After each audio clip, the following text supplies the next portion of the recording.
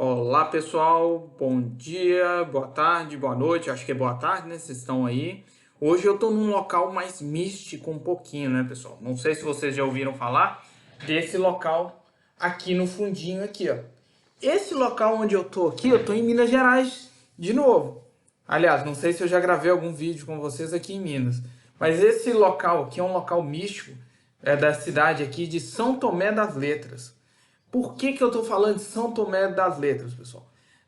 Algumas pessoas vão conhecer, já ouviram falar a respeito do músico Ventania, que canta a respeito dos micróbios, que eu vou colocar uma música daqui a pouco para vocês.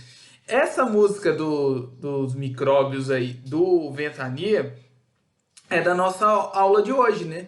Que a gente vai falar a respeito da patogenia bacteriana, pessoal. É bem tranquilo isso aí, vocês vão entender direitinho. O que é patogenia bacteriana?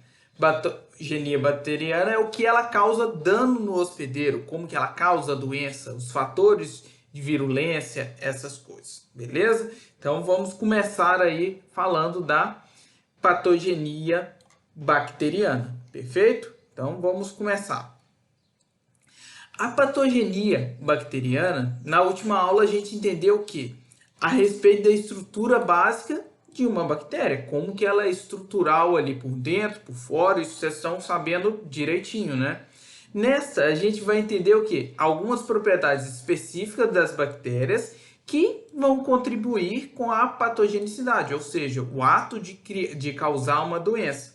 A gente tem que lembrar, pessoal, que em teoria as bactérias não têm intenção nenhuma de causar doença no hospedeiro. O que acontece? Ela vai se alimentar ou vai se defender. E muitas vezes até na alimentação e seus dejetos podem causar os danos. E o mecanismo de defesa dela pode eliminar, pode causar um dano também. Agora, eu coloquei a foto desse cara bem exótico aqui do lado, que é o famoso Ventania, porque ele canta uma música Micróbio Não Tem Medo de Nada. Vocês vão escutar aí daqui a pouco. Escuta essa música então, pessoal. Olha para vocês verem isso aí.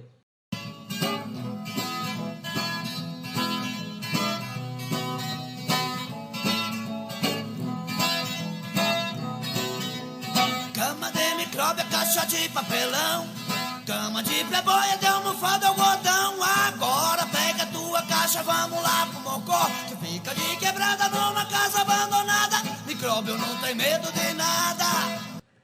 Então, pessoal, micróbio não tem medo de nada, né? Não é verdade? Então, vamos continuar a nossa aula aqui. Era só para lembrar. Apesar de micróbio não ter medo de nada, ele pode causar o quê? Algumas doenças. Então, vamos lá. Como que Nossa, não saiu nada. Como os micro-organismos infectam, então, o hospedeiro? A patogenicidade quer dizer, então, que é a capacidade de um organismo em causar doença por meio da superação das defesas do hospedeiro. Quais são as defesas do hospedeiro? O sistema imune. A virulência é o grau dessa patogenicidade. Então, quanto mais virulento, maior a capacidade de um micro-organismo causar uma doença em um hospedeiro, em superar as defesas desse hospedeiro. Entenderam isso? Bem interessante, né? Para causar a doença, o micro-organismo tem que ter acesso ao hospedeiro, senão ele não vai fazer nada. Imagina, a bactéria está, deixa eu pegar um exemplo aqui, está na minha garrafinha aqui. Se ela está aqui, não acessou a mim, não vai ter doença. Agora, se eu tomar água, tive o contato ali, ou esse micro-organismo entrou em mim, aí pode causar doença. Perfeito? Quais são as portas de entrada dos micro-organismos? Pessoal, a gente tem que ter isso em mente. Eu vou mostrar para vocês direitinho. As portas de entrada vão incluir as mucosas orais, oculares, vaginais, do trato intestinal por um todo.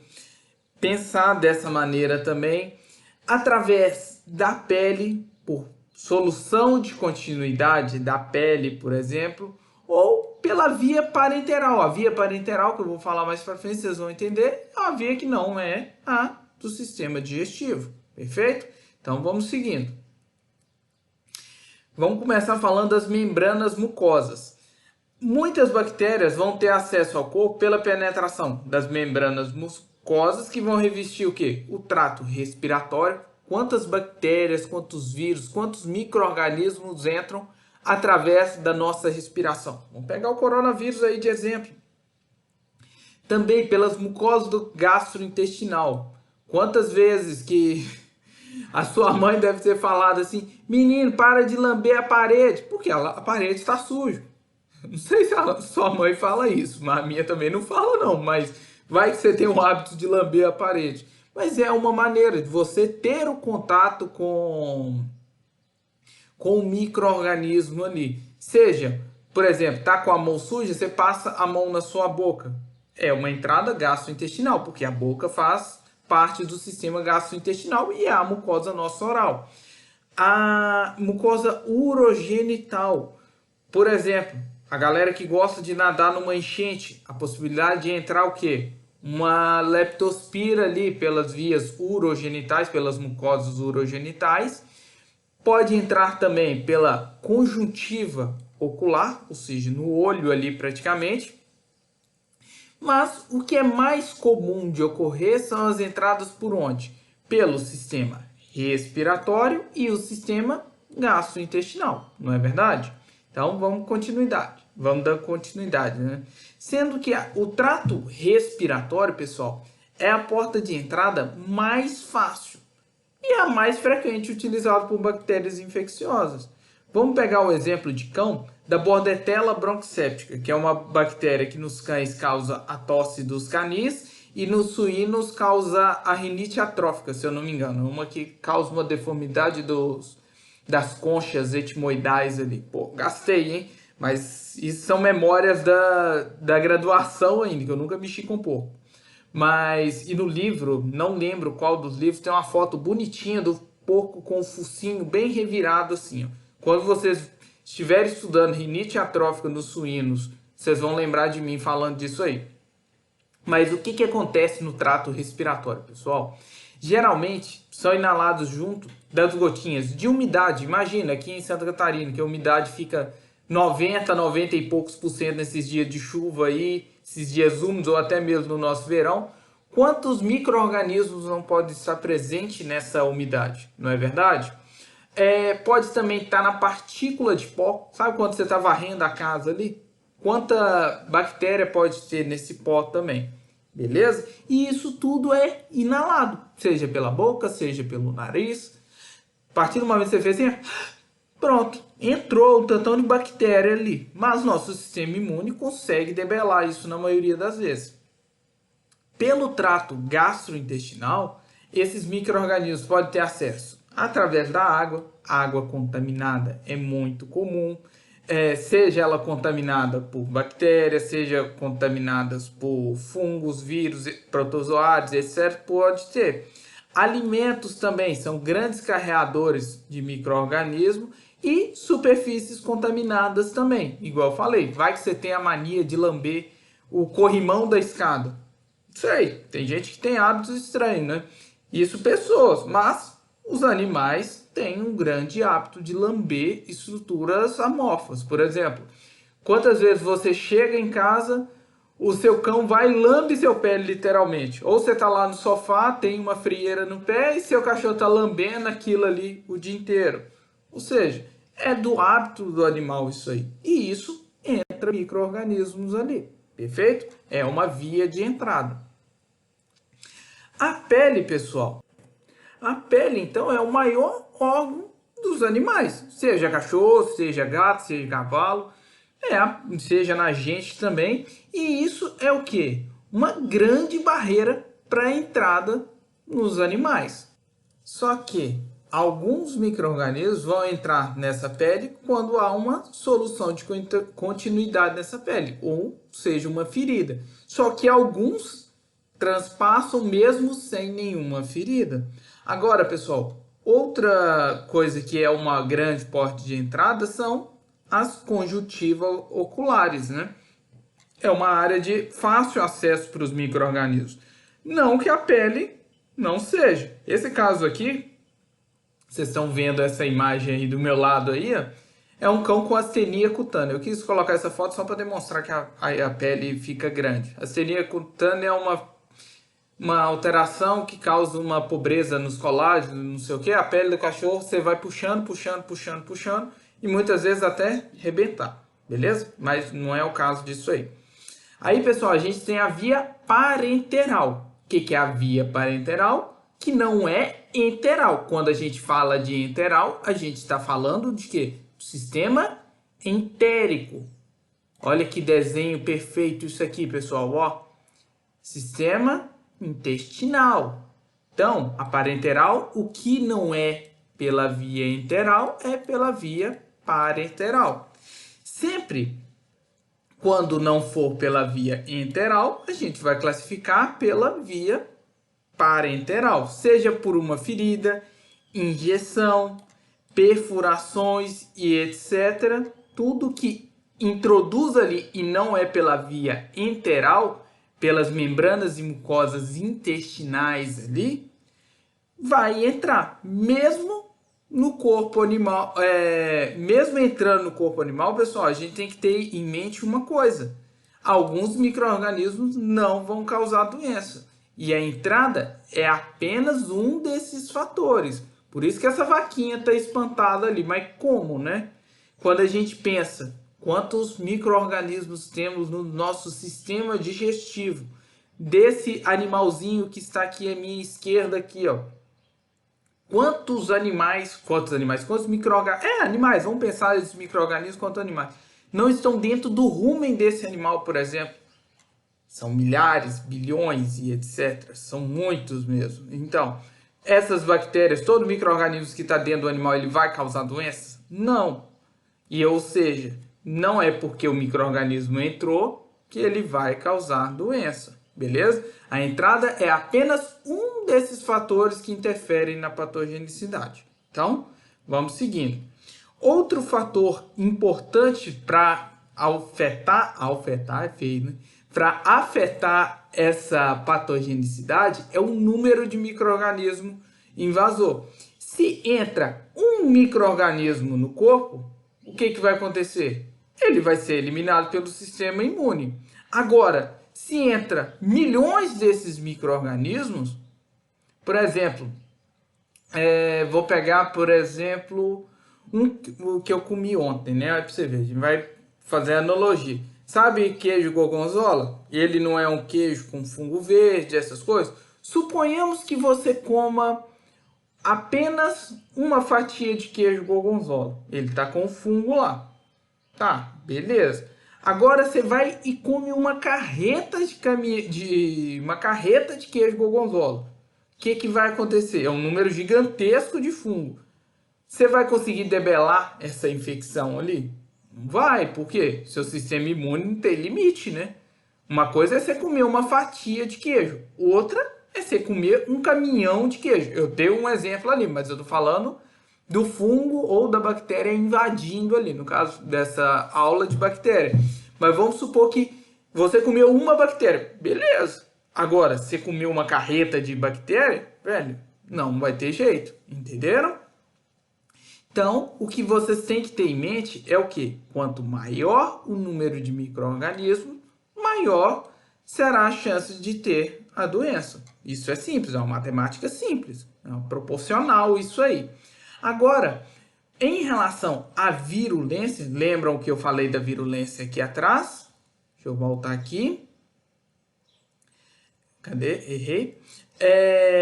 A virulência é o quê? O grau da patogenicidade. A patogenicidade é a capacidade de causar a doença. Então vamos voltar lá, que agora que o trem está ficando bacana, né? A virulência do micro-organismo, então, que é o grau da patogenicidade, ela é expressa em DI50. Essa é a sigla, né? Que quer dizer o quê? Dose infectante para 50% de uma amostra populacional qualquer. Ou seja, vamos seguindo aqui para vocês entenderem. Essa dose infectante vai variar de acordo com a via de entrada. vamos supor, eu dei o exemplo do queijo gorgonzola. Se eu coloco, vamos supor que o queijo gorgonzola ele é infectante. Se eu coloco esse queijo no meu braço aqui, o que vai acontecer? O DI 50 dele vai ser 1 tonelada de queijo. Por quê? Se eu colocar 1 tonelada de queijo aqui, é capaz de eu me infectar. Agora, eu peguei aquele queijo que tá cheio de esporos e etc lá.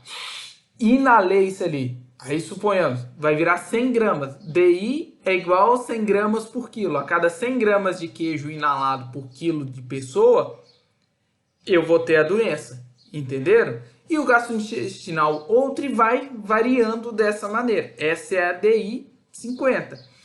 Agora, no caso de uma toxina que é extravasada pelos micro-organismos, pelas bactérias geralmente, ela é expressa por DL50. O que seria isso? Seria a dose letal para 50% da população. Aí o que acontece? O exemplo gigantesco desse aqui é da toxina botulínica. Olha que doideira. Se eu pego 0,03 nanogramas por quilo de camundongo, eu mato 50% da população. Ou seja, se eu pego 1 grama de como é que fala? De toxina botulínica, eu mato rato pra caramba. Eu mato um mundo de rato, que aqui está expresso em nanogramas. Imagina se fizer a conversão. Entenderam isso aqui da dose letal e da dose infectante? Então, e a dose infectante é muito importante a gente lembrar que varia de acordo com a via de entrada. Perfeito? Então, vamos seguindo. Aí, pessoal, outro fator importante também, a gente já falou então da via de entrada, o número de micro-organismos, agora vamos falar da aderência.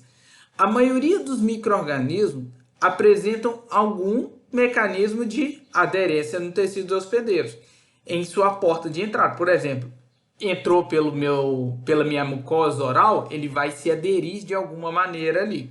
Essa é uma etapa que é fundamental para o quê? Para a patogenicidade. Por quê? Imagina, eu engoli uma bactéria, uma só.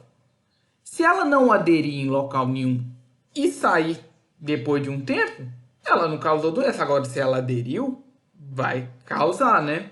Mas a gente tem que lembrar que alguns micro-organismos, mesmo que não causem doença, eles também vão apresentar essas estruturas. Perfeito? Então, vamos continuando então isso aqui.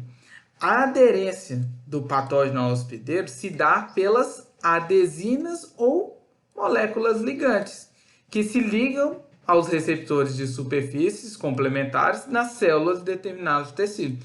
Lembram dessas adesinas que a gente comentou isso a respeito da imunologia, que a gente tinha na diapedese de algum tipo de celulares que tinham essas adesinas? Se eu tiver errado, depois vocês me contam. Mas eu acho que eu tô, que não é adesina, é uma outra coisa. Então, é que o nome é bem semelhante, né? Que vão se ligar aos receptores de superfície de algumas células. Lembre-se, a maioria das células tem receptores expressos em suas superfícies. As adesinas, pessoal, elas vão estar ligadas no glicocálice. Lembram do glicocálice, que é aquela estrutura que reveste toda a membrana plasmática ali. A pile, que é envolta na realização que está envolvido na conjugação, né? As fibras, que está bem relacionado à aderência, e os flagelos também, beleza? Isso vocês lembram dessa imagem da última aula que a gente falou de todas essas estruturas aqui. Então, vamos seguindo. A maioria das adesinas é constituída por glicoproteínas ou lipoproteínas, ou seja de açúcares e proteínas ou de gordura e proteína. No hospedeiro, vocês lembram que a gente tem os receptores de manose? Então, vai se ligar nesses receptores de manose. Nas células do sistema imune também temos esses receptores de manose que fazem algumas reações que vocês lembram da disciplina.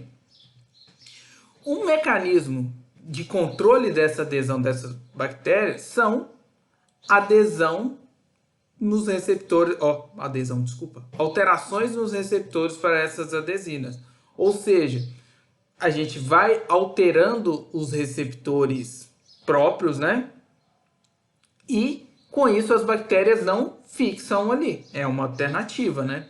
Outra característica das bactérias é a capacidade de se agrupar sozinha. Tá lá as bactérias. Vai só juntando ali, principalmente Staphylococcus aureus, é bem comum, de formar uns grumozinhos. Esses grupos são chamados de biofilme, que funcionam como até uma proteção contra a imunidade externa aí, beleza? Imunidade externa, imunidade do hospedeiro contra esse grumozinho.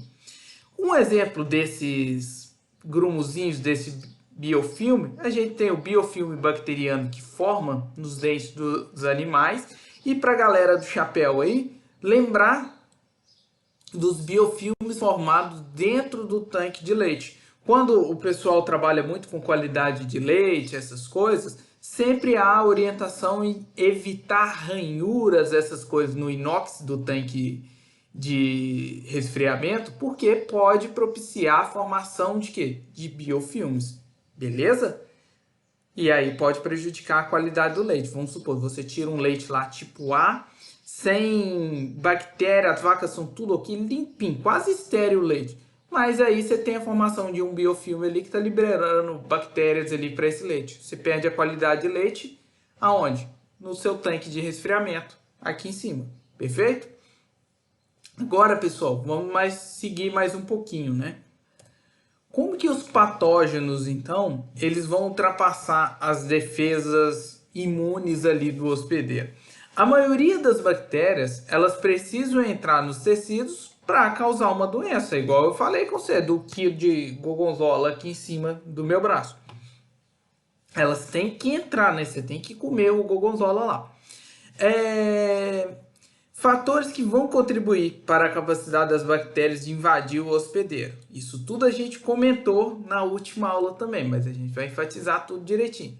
As cápsulas, os componentes da parede celular, enzimas produzidas pelas essas bactérias, variação antigênica dessas bactérias e a penetração no citoesqueleto do hospedeiro. Isso são coisas que vão ser o quê? Maneira de a bactéria driblar ali o sistema imune do hospedeiro. Entenderam? Então, sapeca. Vamos começar falando então das cápsulas. Isso a gente comentou na última aula. Algumas bactérias, pessoal, produzem substâncias no glicocálice que formam as cápsulas bem apertadinhas ao redor da parede celular. Essa propriedade vai aumentar em muito a virulência das bactérias de algumas espécies. Por quê? Essa cápsula vai impedir muitas vezes a fagocitose. É como se fosse uma proteção ali. É como se fosse um exemplo com o cachorrinho aqui, de você pegar e cobrir ele ali. Eu não sei que é cachorrinho, como é que eu vou comer o cachorrinho assim? Não dá, entenderam?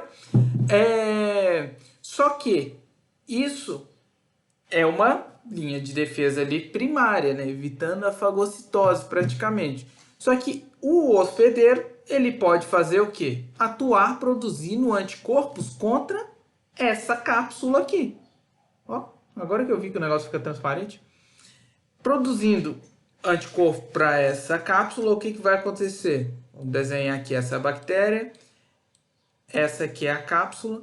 O anticorpo, lembram disso aqui, da opsonização, vai o quê? Se ligar a essa cápsula que ele identificava ali como um nada, agora o negócio, opa, aqui tem um trem bom. Aí vem as células fagocíticas e ingerem essas bactérias com cápsula a partir da opsonização com os anticorpos.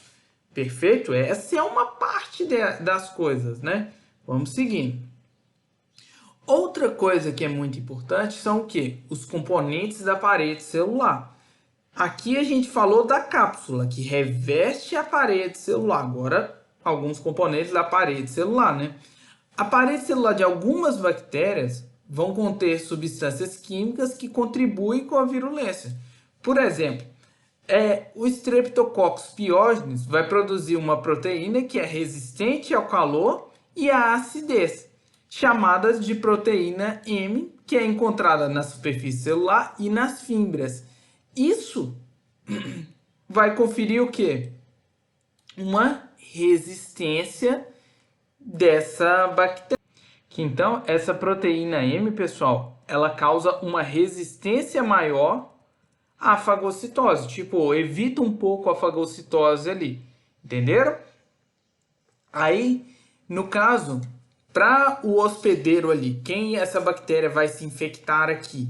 Ela vai depender de quem? Da resposta imune humoral a essas proteínas, no caso do Streptococcus pyogenes, a proteína M. Se a gente tem a imunidade humoral, que são anticorpos, ligando a essa proteína M, eu vou o quê? Opsonizar, semelhante ao que eu comentei o quê? Nesse slide aqui em cima. Perfeito? Então, vamos seguindo. Enzimas. Pessoal, outro mecanismo de infecção é o quê? As enzimas. Os microbiologistas acreditam que a virulência de algumas bactérias... Oh, caramba, que leitura! Oh, dislexo. É auxiliada pela produção de enzimas extracelulares. Aí que entra um trem bacana. Essa substância pode digerir, não dirigir, pessoal, não dirigir, não é carro, bactéria, não. Essa substância, essas enzimas produzidas, então, pode digerir materiais entre as células, induzir a formação ou a degradação de coágulos sanguíneos. Tá. E aí, Marco? Você está me falando isso aí? Deixa eu voltar aqui para São Tomé aqui. O jeito é ficar doidão aí em São Tomé, né? Virar um micróbio, né? Porque senão não tem jeito. Mas vamos voltar para a aula aqui. Larga a galera de São Tomé aí, os micróbios. Vamos voltar para a nossa aula aí, que é mais importante. Um exemplo, então, dessas substâncias, dessas enzimas, vamos aqui por parte, né? Temos as coagulases. Ah, coagulase. Aí você sempre lembra o quê? Do final aqui, ó. Sempre quando tem esse final, geralmente esse sufixo está relacionado a enzimas, pessoal. Olha aí, Marco, é quase uma aula de português. Eu acho que Z é do outro lado. Não sei, a grafia do Z. Mas vamos lá. Enzima. Não, acho que eu escrevi certo o Z. Tá. Coagulase. Coagulam, então, o fibrinogênio do sangue, protegendo as bactérias da fagocitose. O que vai acontecer? Isso vai formar alguns abscessos. No caso de algumas bactérias do gênero Staphylococcus, o que ela faz? Vamos supor que está dentro de um vaso sanguíneo. Aqui, na minha mão, aqui, ó, é um vaso sanguíneo. Aqui nesse pontinho que vocês estão observando aqui, tem uma bactéria. O que ela vai fazer? Ela libera essa enzima que vai formando coágulo em volta dela. Forma como se fosse uma proteção, um iglu ali dentro dessa estrutura de coágulo. Ou seja, é uma maneira de se proteger. Por quê? Se ela está esse coágulozinho, não vai entrar a célula fagocitária ali. Entenderam? Diferente isso aí, né? Agora, diferente das coagulases, a gente tem as sinases. Essas vão degradar a fibrina e digerem os coágulos utilizados pelo hospedeiro para isolar a infecção. O que acontece, pessoal? Muitas vezes a bactéria tem esse mecanismo de proteção ali, mas o próprio organismo tem esse mecanismo de proteção também, de formar um coágulo, de formar um abscesso. Lembrem-se que os abscessos é como se fosse uma proteção do hospedeiro contra os micro-organismos que estão ali dentro. Entenderam? É um mecanismo de proteção. Da coagulase lá em cima é um mecanismo de proteção da bactéria. Outro é evitar o isolamento do hospedeiro contra essas bactérias. Interessante isso aí, né? Outro tipo de enzima que a gente tem é a hialuronidase. Essa vocês talvez, principalmente as meninas, devem conhecer de algumas pomadas, pomada não, creme anti-idade, essas coisas, que tem em alguns produtos, né? É uma enzima secretada principalmente pelas bactérias dos gêneros Streptococcus. Lembra o que eu falei com vocês do formato de Streptococcus, Staphylococcus, essas coisas? Então tá. Essa hialuronidase, ela vai hidrolisar o ácido hialurônico. Essa ação está envolvida na necrose de ferimentos infectados e facilita a dispersão do micro-organismo. Algumas pomadas, alguns cremes têm essa hialuronidase para fazer o quê? Para facilitar a disseminação do fármaco ali. Por quê? Vai hidrolisando o ácido hialurônico e permitindo a entrada ali no hospedeiro, beleza? A colagenase, pessoal, é outra enzima. Quebra a proteína de colágeno, presente nos tecidos cutâneos, musculares e outros órgãos, facilitando o quê? A dispersão dessas bactérias. Tipo assim, vamos supor que está lá essa rede de colágeno aqui, ó. Essa enzima vem quebrando isso aqui, ó. O que estava emaranhado dessa maneira, agora a bactéria consegue passar facinho, que o negócio ficou assim, beleza? Outra enzima também produzida pelas bactérias são proteases de IgA. O que é IgA? É imunoglobulina A, secretada geralmente aonde? Nas mucosas. E aí, a partir do momento que a bactéria secreta essas proteases, ela vai quebrar essas imunoglobulinas e vai facilitar a entrada no hospedeiro. Perfeito? É interessante, né? Vamos indo então. Agora também, pessoal, outra característica que pode causar é a variação antigênica, que algumas bactérias têm a característica de alterar seus antígenos de superfície. Vamos supor que cada espículazinha dessa, cada fibra dessa aqui é um antígeno de superfície. Algumas bactérias alteram o genoma disso aí para dificultar o acesso do sistema imune. Por exemplo, essa bactéria Neisseria gonorrhoeae, que causa a gonorreia, tem em seu genoma diversas cópias do gene codificador da proteína OPA. Não é avô da galera de Joinville, dos alemão, que é uma proteína de membrana utilizada para adesão celular.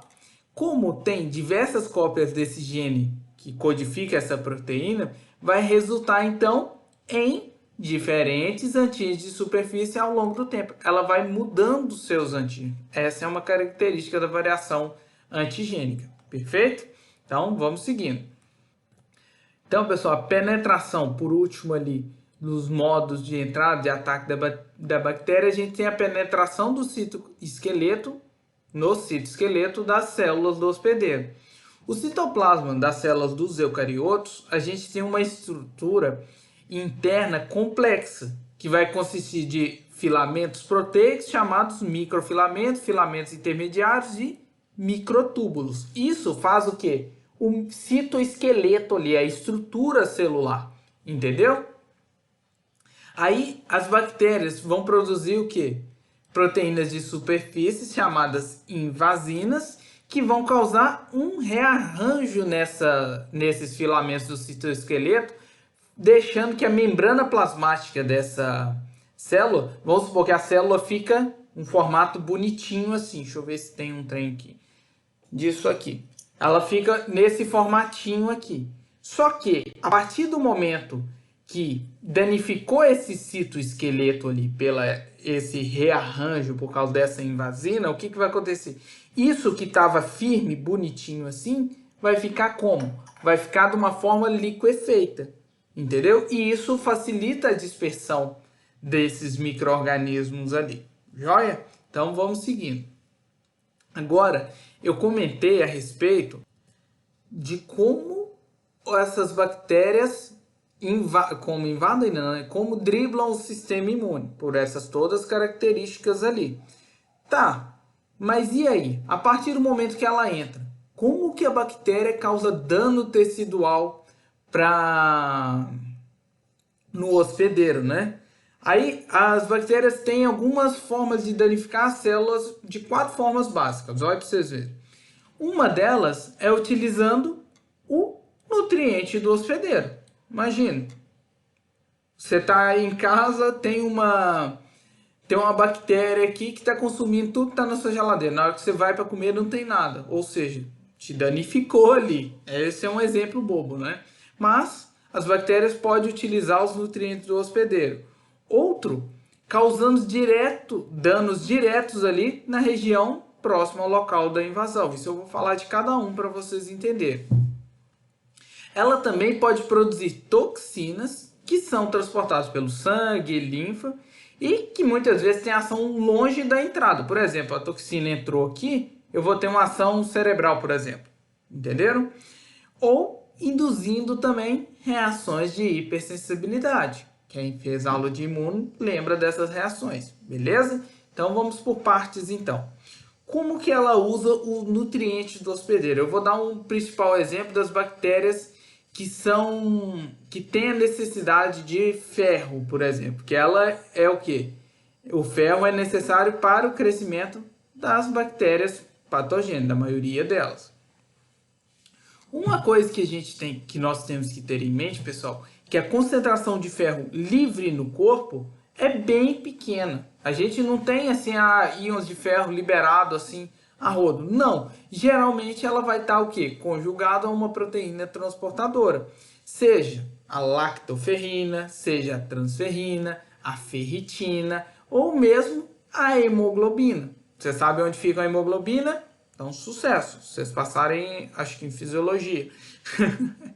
Mas aí, para a obtenção desse ferro, as bactérias secretam proteínas chamadas sideróforos. Nome diferente, né? Vamos entender esses sideróforos, então. Esses sideróforos, eles são liberados no meio, ou seja, vamos supor que a bactéria está na corrente sanguínea, ou numa ferida aqui. O que vai acontecer? Ela vai remover o ferro dessas proteínas transportadoras, e aí, quando o complexo sideróforo, ferro, ou seja, que ele já removeu o ferro da proteína transportadora, está ligado agora o sideróforo, ferro. Ele vai se ligar aos receptores de sideróforo presentes na superfície das bactérias e liberando o ferro para ela, entenderam? Só que em alguns casos, o que esse sideróforo faz? Ele tira do transportador e libera no meio ali, antes dessa ligação ali, ou entram nessa forma de complexo na bactéria, entenderam? Então, vamos seguindo. E algumas bactérias também, pessoal, ela tem o seguinte esquema de fazer o quê? Ao invés de ligar os seus receptores de sideróforo ali, usar o sideróforo como um transportador para elas ligam direto nessas moléculas transportadoras, por exemplo, na hemoglobina, na lactoferrina, na transferrina e etc. Entenderam? Ela já pega direto na fonte. Perfeito? Então, vamos lá. Outro mecanismo que a bactéria utiliza e causa um dano tecidual, mas igual eu falei, a bactéria por si só ela não tem o interesse de causar doença, mas a alimentação, a sua mecanismo de defesa, seu modo de aderência, tudo pode o quê? Causar dano direto. Não necessariamente é o interesse da bactéria, mas ela de alguma maneira ocorre isso. Uma vez, então, que os patógenos aderem à célula dos hospedeiros, eles podem causar danos diretos. Eu comentei com você. Quando vão se alimentando e gerando resíduos. É a mesma coisa de você ir num restaurante. Vamos supor, o restaurante tem comida X. Você vai e se alimenta ali. Comeu, comeu, comeu. Só que você tem que eliminar os resíduos do que você comeu. Só que você elimina ali no restaurante mesmo. Vai causar um dano nesse restaurante. Entenderam essa analogia? Bem simples. Aí, pessoal, muitas bactérias intracelulares, quando se desenvolvem, ou seja, vamos desenhar aqui uma célula, a nossa bactéria intracelular, só que com ela crescendo, se multiplicando, se desenvolvendo ali dentro, na hora que ela vai para ser liberada dessa célula, o que vai acontecer? Ela não sai facinho. O único modo dela sair é fazendo o quê? Rompendo essa célula. Aqui explode. Ou seja, vai causar uma citólise, causando um dano direto ali. Muitas bactérias... Ó, isso aqui eu já tinha falado. Algumas bactérias penetram na célula hospedeira pela excreção de enzimas e por sua própria mobilidade. O que acontece? Elas secretam aquelas enzimas que eu havia comentado com vocês. Por exemplo, a hialuronidase. Conseguem penetrar ali na célula hospedeira e causa o quê? Isso que eu comentei acima dessa citólise ali. Outra também por causa da sua própria mobilidade pode causar algum dano. Perfeito? E isso danifica a célula hospedeira. Vamos seguindo. Agora, pessoal, agora entrou uma parte interessante aí das coisas da patogenicidade das bactérias. As toxinas são substâncias tóxicas. Isso vocês já ouviram falar de toxinas pelo menos uma vez na vida, né? Então, as toxinas são o quê? Substâncias tóxicas produzidas por alguns micro-organismos. Joia, né? A capacidade de produzir toxinas é chamada de toxigenicidade. Tá, isso é facinho. Você pegar a etimologia da palavra tox, de toxina, né? E genicidade de higiene, de crescimento, de nascimento e etc. Olha, quase um professor Pasquale dessas coisas. Se o pessoal souber que mal português eu sei, que eu não sou brasileiro, né? Aí é diferente, né? As toxinas podem ser transportadas pelo sangue, isso a gente chama de toxemia, ou pela linfa. Isso, o que acontece com essas toxinas? Elas podem causar danos locais ali, e quando tem essa toxemia, ou esse transporte dessas toxinas pela linfa, pode causar danos sistêmicos e muitas vezes até o óbito. Entenderam? Aí, o que algumas toxinas causam? E se eu vou falar das endo e exolíticas, vocês vão entender mais essas coisas. Podem causar febre, distúrbios circulatórios, diarreia, choque. Pode causar até o óbito, igual eu comentei aqui em cima. Beleza? Então, vamos seguindo então. As toxinas, elas podem inibir a síntese proteica normal, destruir células teciduais ou mesmo vasculares, além de alterar as transmissões neurológicas. Lembra que eu comentei da toxina botulínica lá atrás, do DI dela? Então, essa é uma que altera o quê? As transmissões neurológicas, tanto a toxina tetânica quanto a toxina botulínica. Aí, vamos por parte então, né? Então, a gente tem dois tipos de toxinas. As endotoxinas e as exotoxinas. Tá, vamos entender nos próximos slides isso aí. Aí, uma coisa que é interessante a respeito das toxinas, pessoal, que as famosas intoxicações são causadas pela presença da toxina e não pelo crescimento bacteriano. Vamos supor, a gente pode ter milhões de bactérias lá do gênero Clostridium, por exemplo, que eu não vou ter o quê? Uma intoxicação por essa toxina, se não tiver a produção da toxina. Entenderam? Então, a intoxicação, nos casos dessas toxinas bacterianas, é relacionado com o quê? Com a toxina e não com o crescimento da bactéria. Não é porque a bactéria produz toxinas que você vai ter uma intoxicação. Beleza? Se no momento ela não estiver produzindo toxinas, você não vai ter uma intoxicação por causa dela. Vamos começando então pelas exotoxinas. Elas são produzidas no interior de algumas bactérias como parte do seu crescimento e metabolismo. Vamos supor, a excreta da bactéria ali é uma toxina. Esse é um exemplo. Elas vão agir como? Destruindo partes das células dos hospedeiros ou inibindo certas funções metabólicas. são altamente específicos em seus efeitos e são comumente letais. Um grande exemplo que a gente tem de uma exotoxina é a toxina botulínica.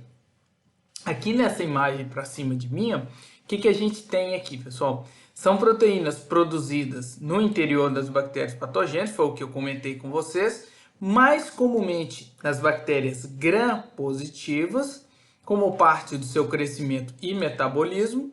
As exotoxinas são secretadas no meio circulante durante a fase log. O que é a fase log? É aquela fase de crescimento celular ali, da expansão dessas células, beleza? A exotoxina, olha aqui, ó, liberada para fora da célula. Isso é bem fácil vocês lembrar, né? Exo de fora, exoesqueleto, quem gosta de Homem-Aranha, essas coisas aí, acho que tinha um trem de exoesqueleto lá. O exo-armadura, sei lá, algo assim. O Clostridium botulinum, como eu tinha comentado com vocês, é o exemplo de uma bactéria gram-positiva que produz uma toxina, que é a toxina botulínica. Que aí vocês vão ver isso a respeito das toxinas botulínicas em doenças infecciosas ano que vem. Outra quesito também, pessoal, são doenças causadas pela bactéria, são causadas pela produção mínima das exotoxinas, não pela invasão bacteriana em si. Entenderam essa analogia? Olha que legal. Não é porque a bactéria entrou ali que causou um dano, essas coisas. Não. A produção pequenininha de exotoxinas que causa a doença em si. Entenderam? O hospedeiro produz anticorpos antitoxinas que promovem uma inativação e uma imunidade contra essas exotoxinas. O exemplo disso é os toxoides. Esses toxoides funcionam como vacina. O exemplo que eu coloquei dessa imagem aqui, ó, do toxoide tetânico, que é utilizado para vacinação de animais para o tétano. O que vai acontecer? Isso aí vai induzir uma resposta imune contra a toxina, não contra a bactéria, mas sim contra a toxina, neutralizando ela. Perfeito? Então vamos seguindo. A nomenclatura das exotoxinas, geralmente ela é baseada em diversas características, geralmente pelo tipo de célula afetada. Por exemplo, se é uma toxina que afeta as células nervosas, vai ser o quê? Uma neurotoxina. São células cardíacas, cardiotoxina. Células hepáticas, hepatotoxina. Se essa toxina age sob leucócitos, leucotoxina e assim vai. Se é uma toxina que age no marco, uma marcotoxina. Tô brincando, mas não é não. Ou também essa nomenclatura pode se dar pela doença envolvida. Por exemplo, igual eu comentei, da toxina tetânica, da toxina diftérica, que causa difteria, da toxina botulínica, que causa botulismo, ou utiliza-se na terapia não, né? No cosmético, essas coisas, para reduzir pé de galinha, essas coisas, o botox, o famoso botox, beleza? Estão entendendo essas coisas que agora de onde que vem os nomes? Olha que interessante.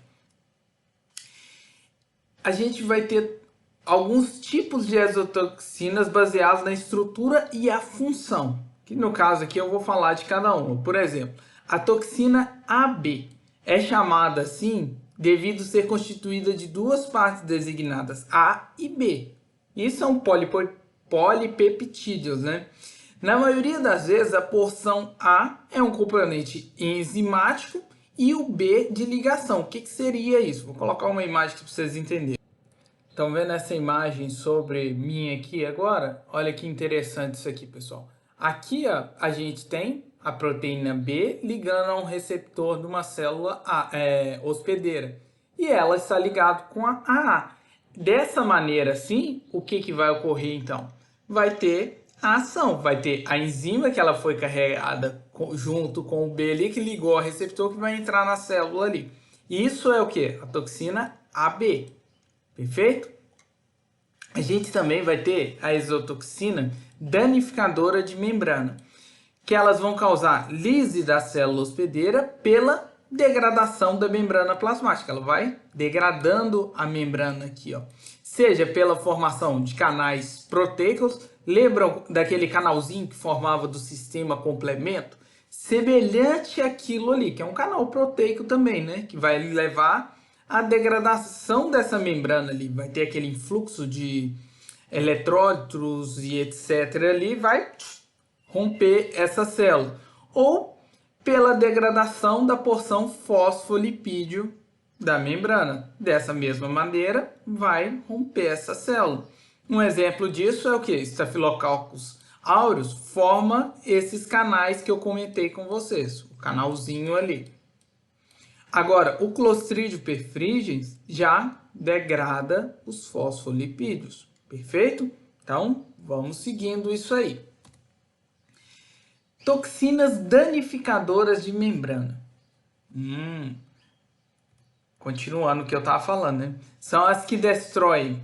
Tem as que destroem os leucócitos, são chamadas de leucocidinas, e geralmente são formadas por estafilococcus e streptococcus.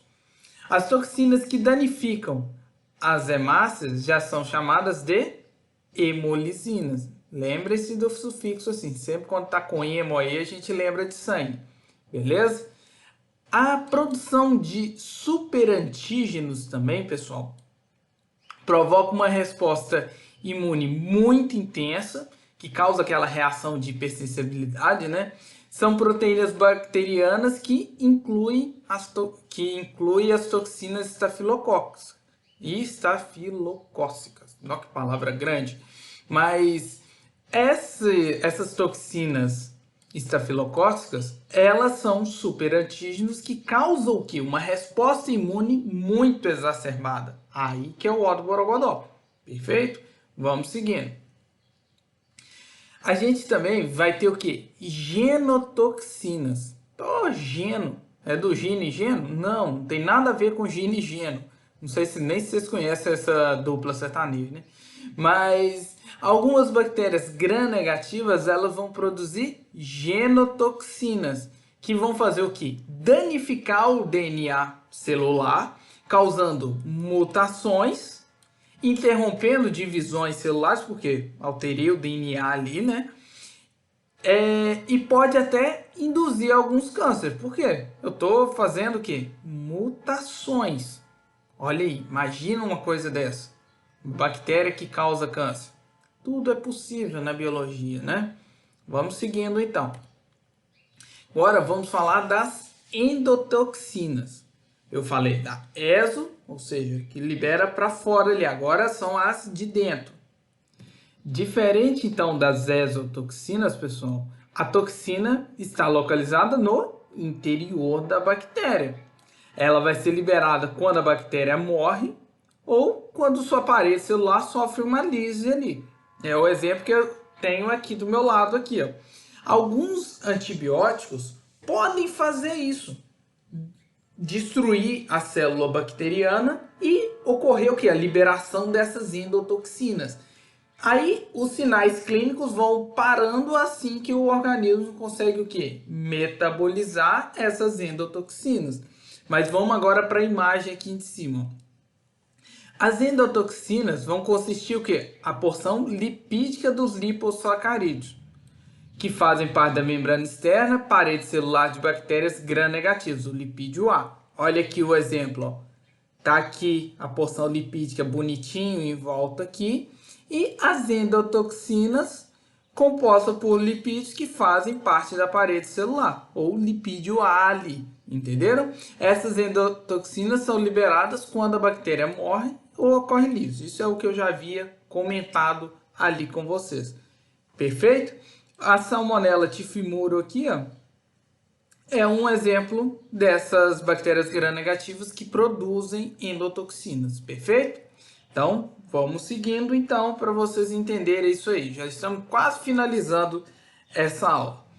As endotoxinas, pessoal, exercem o efeito de estimulação dos macrófagos, que vão liberar citocinas em concentrações muito elevadas. Por quê? A bactéria ela é fagocitada, igual tá aqui, ó. Fagocitou. Aí vai ter aquele fagossomo, forma um fagolisossomo. E aí vai ter o quê?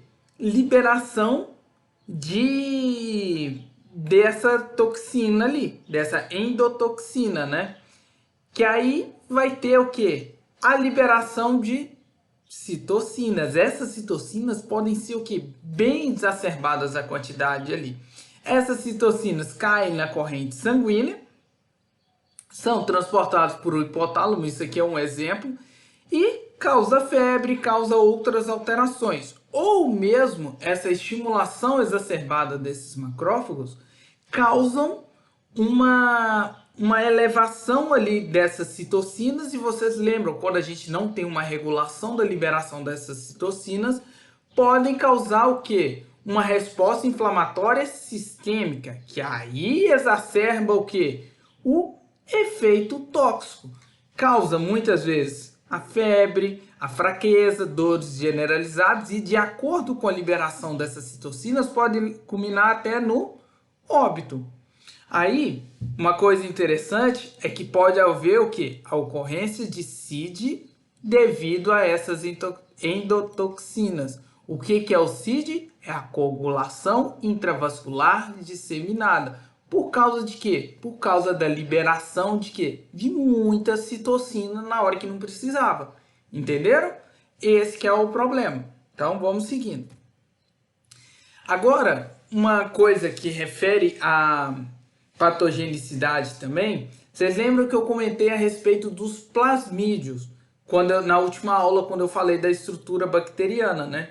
Que os plasmídios, eles funcionavam, para a galera que é gamer ali, como os DLCs, ou seja, como atualizações ali para aquela bactéria, seja ela para resistência e também a respeito da patogenicidade. Isso, dependendo do plasmídio que foi colocado ali com a conjugação, ou seja, dessa atualização aqui, desses DLCs aí, dessas bactérias, o que vai acontecer? Pode elevar muito a virulência de algumas toxinas, por exemplo, porque foi uma atualização ali. Agora, em relação à lisogenia, a lisogenia ocorre quando um bacteriófago, o que é um bacteriófago? Aqueles vírus que infectam bactérias, vai incorporar seu DNA bacteriano sem causar o quê? A lise dessa bactéria. E isso vai o quê? Aumentar a sua virulência. Esse do plasmídio é um DLC de bactéria para bactéria. Vamos pensar que essa lisogenia é uma atualização de vírus para bactéria. Entenderam isso aí, pessoal? Esses mecanismos todos que eu falei são os mecanismos inerentes à patogenicidade da bactéria, o que causa, como que causa. Vocês entenderam bem isso aí, né? É importante ter isso em mente, que na próxima aula a gente vai já começar a falar de algumas bactérias com importância na medicina veterinária. Perfeito? Então, vamos finalizando aqui. Na próxima aula, nós vamos falar a respeito de cocos gram-positivos, de interesse na medicina veterinária. A próxima aula eu disponibilizarei no dia da prática, que é amanhã, né? E nós vamos abordar então a respeito desses cocos gram-positivos de interesse na medicina veterinária.